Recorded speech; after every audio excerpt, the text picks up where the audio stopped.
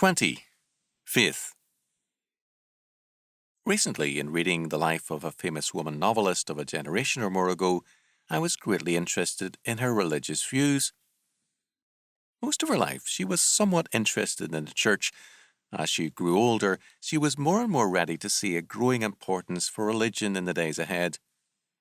She lived and died, however, with a variety of ideas about Christianity, but without faith. It's meaningless to believe that much of the Bible is true and worth following.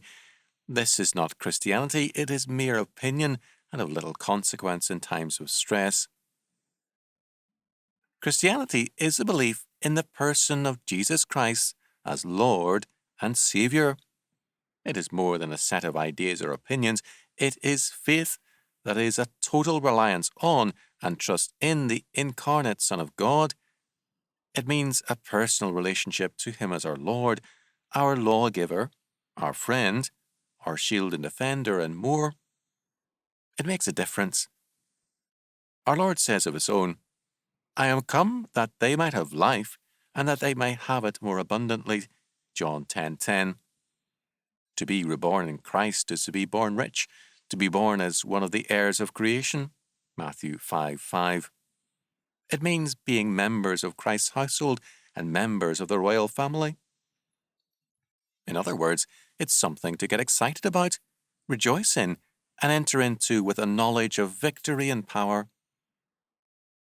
We are the people of power, God's power, summoned by our Lord to occupy and possess all things till He come.